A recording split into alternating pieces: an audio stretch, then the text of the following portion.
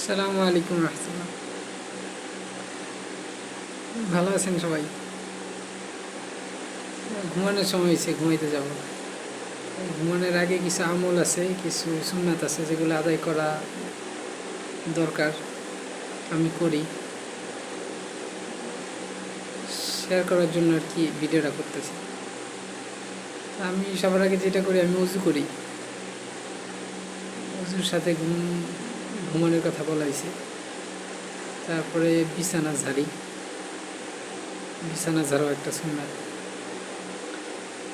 পরে আয়াতুল কুরসি একবার পাঠ করি, যার বদৌলতে একজন ফেরেশতা সারা রাত্র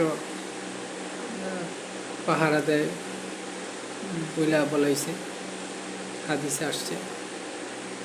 পরে হচ্ছে সূরা বাকারার শেষ 2 আয়াত তিলাওয়াত করি, যেটা সারা রাত্রের জন্য যথেষ্ট হয়ে যাবে বলা হয়েছে।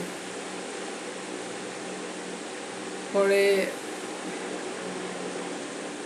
সূরা আলী ইমরানে মনে হয় একটা আয়াত আছে, ইন্না রাব্বাকুমুল্লাহুল্লাযী খালাকাস সামাওয়াতি ওয়াল আরদা ফি সিত্তাতি। এটা মুহসিন পর্যন্ত পড়তে হয়।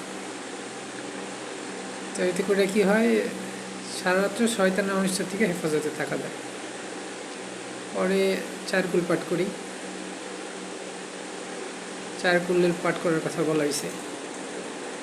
পরে সূরা মুলক, যেটা তিলাওয়াত করে ঘুমাইলে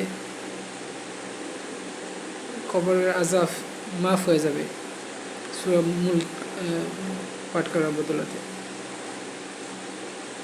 পরে 33 বার সুবহানাল্লাহ পড়ি, 33 বার আলহামদুলিল্লাহ পড়ি, 34 বার আল্লাহু আকবার বলি। যেটার ফজিলত আছে যে সারাদিনের যত ক্লান্তি আছে দূর হয়ে যায়। তারপরে ডান কাতে ঘুমাই, ডান গালের নিচে হাত রেখা একটা দোয়া আছে, আল্লাহুম্মা কিনি আযাবাকা ইয়াউমা তাবাসু ইবাদাকা। এটা 3 বার পাঠ করি। পরে ঘুমের দোয়া আছে, আল্লাহুম্মা বিসমিকা আমুতু ওয়া আহইয়া, এটা পাঠ করি। তারপরে সবাইকে মাফ করে দিলে সাফ করে ঘুমাই। হাদিসে আসছে যে এরকম যে করে, একজন সাহাবী এরকম করতো, তার এই আমলের কারণে সে জান্নাতে দাখিল হয়েছে। পরে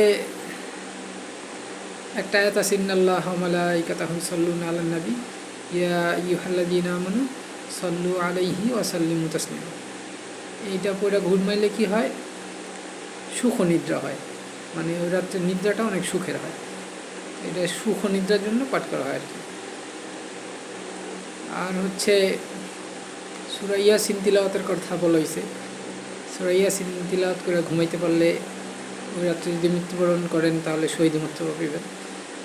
ওই শহীদি মর্তবা পাওয়ার জন্য আরও ইজি হইতেছে যে আপনি শুধু কলেমে তৈয়বা একবার পাঠ করে ঘুমাইবেন। সবার শেষে লা ইলাহা ইল্লাল্লাহু মুহাম্মাদুর রাসূলুল্লাহ সাল্লাল্লাহু আলাইহি ওয়াসাল্লাম, এই কালেমাটা পড়ে আপনি ঘুমাইবেন। তাহলে যদি ওই রাত্রে আপনার মৃত্যু হয়, আপনি শহীদি মর্তবা পাবেন।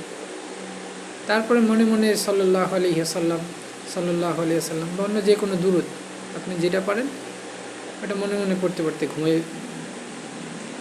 পড়তে থাকবেন, আপনি ঘুম ইনশাআল্লাহ তাআলা চলে আসবেন। আর এর লাভ হইতেছে যে আপনি যদি দরুদ পড়তে ঘুমান, তাহলে আল্লাহর নবীকে স্বপ্নে দেখার সুযোগ আছে। জাযাকাল্লাহু খাইরান। আসসালামু আলাইকুম রহমতুল্লাহি ওয়া বারাকাতুহু।